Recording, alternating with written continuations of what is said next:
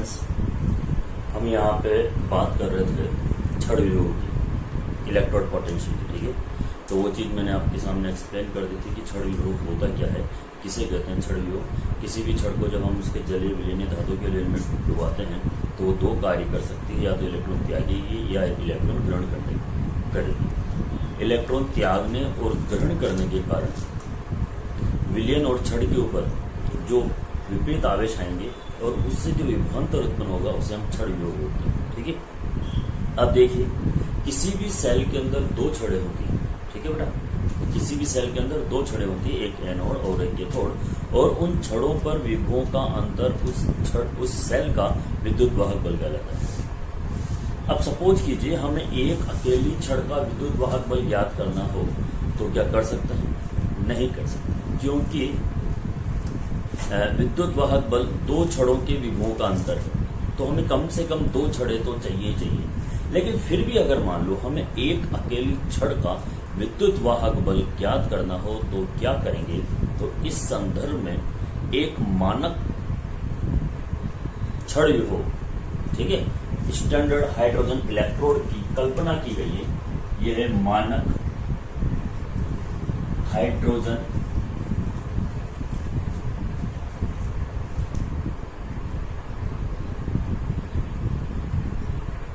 छड़, standard hydrogen electrode, इसको she नाम से भी जानते हैं, स्टैंडर्ड हाइड्रोजन इलेक्ट्रोड। ठीक है, अब स्टैंडर्ड हाइड्रोजन इलेक्ट्रोड होता क्या है वो समझ लीजिए। यह एक प्लेटिनम का तार है, ठीक है, और इसको कांच की ट्यूब में नली में सील कर दिया गया है। इसके एक सिरे पर प्लेटिनम लेपित ब्लैक प्लेटिनम की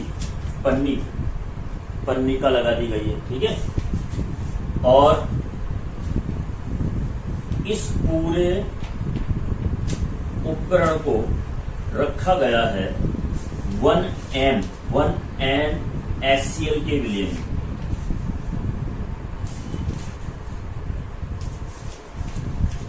ठीक है, ये जो मैंने बोला ये इसकी बनावट है। एक प्लेटिनम के तार को कांच की नली में सील करके इसके एक सिरे पर प्लेटिनम की पत्ती लगा देते हैं। ठीक है, तथा इसे एक M या एक N HCl के विलयन में डुबोते हैं। अब इसके ऊपर 298 केल्विन ताप व एक वादा वायुमंडलीय दाब पर हाइड्रोजन गैस बबल्ड की जाती है, प्रवाहित की जाती है। ठीक है, जब हम हाइड्रोजन गैस बबल करेंगे, प्रवाहित करेंगे, तो इस प्लेटिनम की छड़ पर दो कार्य होंगे।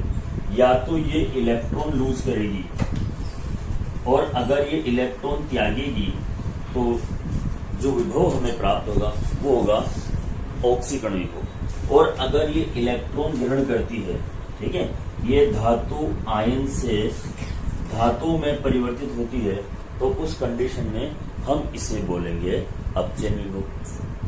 ठीक है, और इस छड़ का विद्युत वाहक बल स्वेच्छा से 0.0 वोल्ट माना गया है। यह है शी, स्टैंडर्ड हाइड्रोजन इलेक्ट्रोड। ठीक है, इसे हम क्या बोलते हैं बेटा? Standard hydrogen electrode. मैं वापस से बता देता हूँ। ठीक है, यह है पीटी वायर, है ना, यह है पीटी वायर प्लेटिनम का वायर, यह है कांच की ट्यूब है ना, कांच की ट्यूब। ठीक है बेटा, और ये प्लेटिनम और ये विलयन। ठीक है, और हम इसे बोलते हैं शी, स्टैंडर्ड हाइड्रोजन इलेक्ट्रोड, और जिसका विद्युत वाहक बल स्वेच्छा से 0.0 वोल्ट माना गया है। अब मैंने शी तो निकाल दी है आपके, ठीक है, बहुत इजी है, कोई हार्ड नहीं है। देखिए, मैं इसको विद इन 20 सेकेंड भी वापस से समझा सकता हूँ आपको। देखिए, बस डिपेंड करता है आपके ऊपर। ये देखो, एक प्लेटिनम का वायर लेके उसके एक सिरे पर प्लेटिनम की पत्ती को सील कर देते हैं, तथा इसे कांच की ट्यूब में या नली में सील कर देते हैं, और इसको एक M मोलरता वाले या एक नॉर्मल HCl के विलयन में हम डुबो के रखते हैं। ठीक है, और यहाँ से 298 केल्विन ताप और एक ATM, एक वादा, एक वायुमंडलीय दाब पर हाइड्रोजन गैस बबल्ड की जाती है। तो प्लेटिनम की छड़ पर इलेक्ट्रॉन त्यागी वो ग्रहण किए जाते हैं, अर्थात ये छड़ एनोड व कैथोड दोनों के भांति व्यवहार कर सकती है और इस छड़ का विद्युत वाहक बल स्वेच्छा से 0.0 वोल्ट माना गया है। ठीक है, अब ये काम कहाँ आती है वो समझ जाते हैं। गैल्वेनिक सेल में 2 छड़ें होती है और अगर हमें एक अकेली छड़ का विद्युत वाहक बल ज्ञात करना हो तो हम कैसे ज्ञात करेंगे, क्योंकि देखिए सपोज कीजिए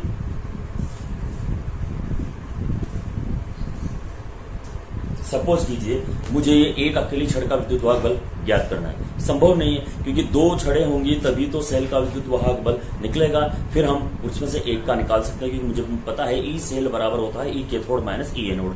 तो अगर मुझे इस छड़ का विद्युत वाहक बल निकालना है तो इसके सापेक्ष कोई दूसरी छड़ रखकर सेल कंप्लीट करना पड़ेगा और वोल्ट मीटर की सहायता से उसका विभवांतर माप कर, और एक का 0 है वोल्ट पूरे सेल का आ जाएगा तो इस छड़ का विद्युत वाहक बल मैं निकाल सकता हूं और इसी के आधार पर हम यहाँ पे बात करेंगे। अच्छा, अगर मुझे इसकी रिएक्शन लिखनी हो कि एनोड पर क्या होगा कैथोड पर क्या होगा, तो देखिए भाई अगर आपको इसकी रिएक्शन लिखनी है कि अगर ये तो उस केस में हम यहाँ पे क्या लिखेंगे बेटा, ये देखिए Pt सॉलिड है, H और यहाँ पे H2 ये क्या है एयर है, तो यहाँ लिखेंगे अपन एयर फॉर्म में और ये P2 एक्वस फॉर्म में।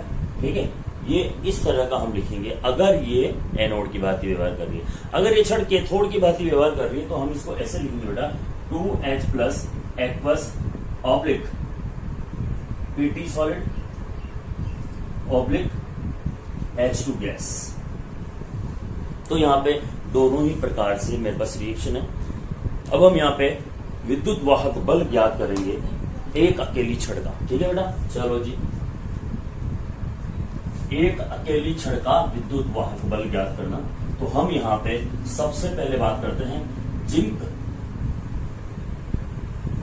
छड़ का विद्युत वाहक बल ज्ञात करना। ठीक है, तो हम क्या करेंगे बेटा, 2 पात्र लेंगे।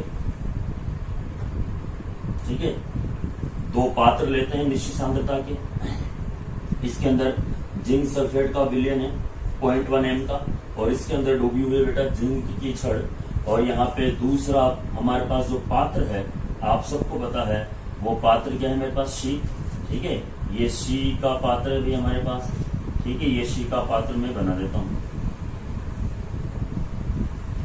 और जब मैं इसको परिपथ से जोड़ता हूं, ये है हमारा वोल्ट मीटर जो हमें दिखाएगा। ठीक है, और यहाँ पे सॉल्ट ब्रिज लगा दिया है और मैंने परिपथ कंप्लीट कर दिया है पूरे का। ये छड़ है जिंक छड़ और ये है शी SHE शी। ठीक है बेटा, और ये 0.1 m एसियल विलयन है 0.1 m जिंक सल्फेट। ठीक है, अब मैंने क्या किया, मुझे जिंक छड़ का विद्युत वाहक बल ज्ञात करना है। ठीक है, तो मैंने निश्चित सांद्रता का जिंक सल्फेट का 0.1 सांद्रता का जिंक सल्फेट का विलयन ले लिया, उसमें जिंक की छड़ लगा दी और उसके सापेक्ष शी को जोड़कर परिपथ कंप्लीट कर दिया। ठीक है साहब, तो जब मैंने देखा वोल्ट मीटर में वो विभवांतर, तो इलेक्ट्रॉनों की दिशा क्या थी, जिंक से शी की ओर। तो यहाँ जिंक काम करता है इसका एनोड का। ठीक है, और शी काम करता है यहाँ पर किसका बेटा, कैथोड का। ठीक है, तो शी यहाँ पे काम करेगा एनोड का और शी यहाँ काम करेगा कैथोड का और जिंक की छड़ यहाँ पे काम करेगी एनोड का। तो हम यहाँ पे सेल रिएक्शन लिख सकते हैं, टोटल सेल रिएक्शन। देखो जिंक क्या करेगा, जिंक जो है वो इलेक्ट्रॉन लूज करेगा बेटा। ठीक है, और शी क्या करेगा, शी इलेक्ट्रॉन ग्रहण करेगा। तो 2H प्लस त्यागे गए 2 इलेक्ट्रॉन को ये ग्रहण करके क्या बनाएगा H2, और ये सारी की सारी घटना Pt वायु के ऊपर होती है, इसलिए हम यहाँ Pt को भी लिखते हैं। तो टोटल सेल अभिक्रिया की अगर मैं बात करता हूँ, सेल अभिक्रिया आपको पता है, मैंने बताया था 1 3 2 4 पहले एनोड की रिएक्शन को लिखते हैं, फिर बाद में कैथोड की रिएक्शन को लिखते हैं। तो यहाँ पे लिखूं ZS oblique Zn+2 aqueous solution होगा बेटा। ठीक है, और एक्वस सॉल्यूशन बनाता है 2H प्लस ऑब्लिक H2 और ये Pt। ठीक है, तो ये टोटल सेल अभिक्रिया है, समझ आ गई बात। अच्छा, जब हम यहाँ पे विभवांतर वोल्ट मीटर से सेल का विद्युत वाहक बल मापते हैं तो सेल का विद्युत वाहक बल 0.76 वोल्ट प्राप्त होता है। कितना होता है बेटा, 0.76 वोल्ट प्राप्त होता है। तो इस केस में हम जानते हैं ई सेल का विद्युत वाहक बल बराबर होता है बेटा ई कैथोड माइनस ई एनोड। ठीक है, अब देखो साहब इस केस में क्या हो रहा है, आपको पता है कि कैथोड तो सी है और एनोड क्या है, यहाँ पर जिंक की छड़ है। तो यहाँ लिख देता हूं मैं ई सेल, या मानक मान लो ना, मानक सेल मान लीजिए आप इसको, क्योंकि टेम्परेचर सांद्रता दोनों फिक्स है। तो E cell equal to 0.0 minus E anode. ठीक है, ई एनोड ये कितना है बेटा 0.76 equal to 0.0 minus E anode. तो एनोड का विद्युत वाहक बल क्या आ जाएगा, ई एनोड, एनोड क्या है, जिंक है क्या, जिंक का विद्युत वाहक बल माइनस 0.76 वोल्ट आ गया। ये क्या गया, एनोड का विद्युत वाहक बल। तो मैंने यहाँ पे जिंक छड़ का इलेक्ट्रोड पोटेंशियल, छड़ विभव यहाँ पे निकाल लिया है, जिंक का इलेक्ट्रोड पोटेंशियल निकाल लिया है। पास में आ गया। अब मैं इसी प्रकार बात करूंगा कॉपर छड़ का विद्युत वाहक बल ज्ञात करना, अकेले छड़ का निकालूंगा। ठीक है, तो कॉपर का विद्युत वाहक बल मैं यहाँ पे ज्ञात कर रहा हूँ। ठीक है, तो मैं सेल को ऐसे ही रहने देता हूँ, यहाँ पर छड़ बना देता हूँ मैं कॉपर की, ये कॉपर की छड़ है, और यहाँ पे जो विलयन है ये कॉपर सल्फेट का विलयन है। ठीक है, तो ये जिंक की छड़, ये सी है इसे आपके पास में, ये है कॉपर की छड़। ओके, ठीक है, अब देखो 0.1 सांद्रता का है ना, 0.1 सांद्रता का कॉपर सल्फेट का विलयन लेकर उसमें कॉपर की छड़ डिप करके एक अर्ध सेल का निर्माण करते हैं तथा इसके सापेक्ष में सी को जोड़कर परिपथ पूर्ण करते हैं। ठीक है, आगे बस में चलो सी को जोड़कर मैंने यहाँ पे परिपथ पूर्ण कर दिया है। ठीक है, तथा वोल्ट मीटर की सहायता से देखने पर धारा का प्रवाह सी से, इलेक्ट्रॉनों का प्रवाह है ना, इलेक्ट्रॉन के विपरीत धारा बहती है, इलेक्ट्रॉनों का प्रवाह सी से कॉपर छड़ की ओर होता है, अतः सी यहाँ एनोड का कार्य करती है। तो यहाँ उल्टा हो गया बेटा, सी किसका कार्य करेगी, एनोड का, और कॉपर की छड़ किसका कार्य करेगी, कैथोड का। हम यहाँ दोनों की सेल अभिक्रिया भी लिख सकते हैं बड़े ही आराम से। ये लो साहब, अगर ये एनोड का कार्य करती है तो ये PT solid oblique H2 gas बनाता है 2H+। ठीक है बेटा, और ये बस जलीय विलयन के अंदर हम यहाँ पे बात करेंगे। ठीक है, AQU। ठीक है, चलो जी। और अगर मान लो कि ये कैथोड का कार्य करती है तो इसकी सेल अभिक्रिया,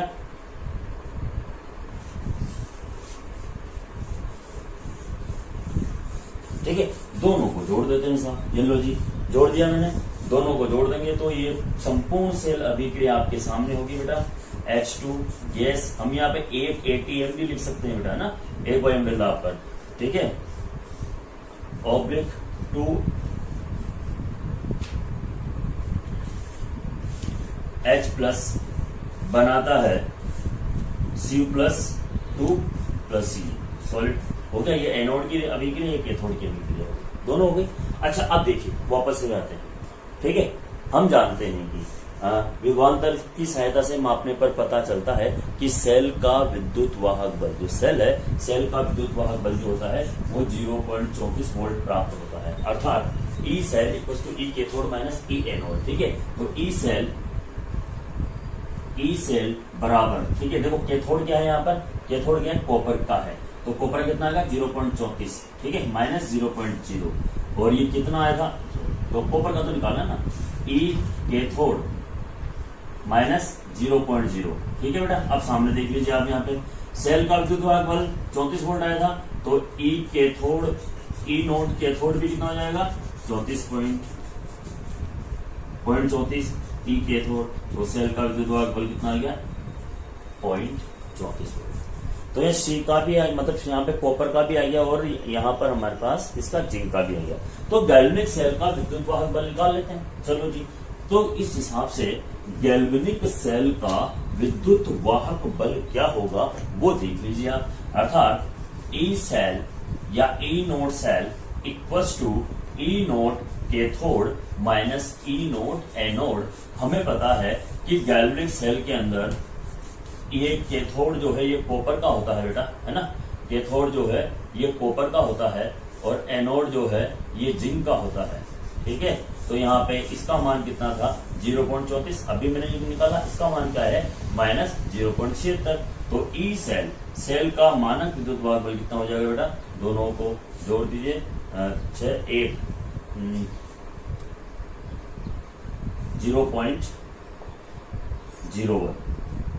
कितना हो जाएगा 0.01 या कि 0.1 वोल्ट आता है सेल का विद्युत। तो आप इस तरह से भी आराम से सेल का विद्युत वाहक बल काउंट कर सकते हो, निकाल सकते हो। ठीक है, ई सेल और ई नॉट सेल। बात समझ में आई होगी आपको। ये शी को जरूर पढ़ना बेटा, शी इंपॉर्टेंट है ना, स्टैंडर्ड हाइड्रोजन इलेक्ट्रोड। ठीक है बेटा, चलो इसके बाद हम आपसे थोड़ी सी बात कर लेते हैं आगे की।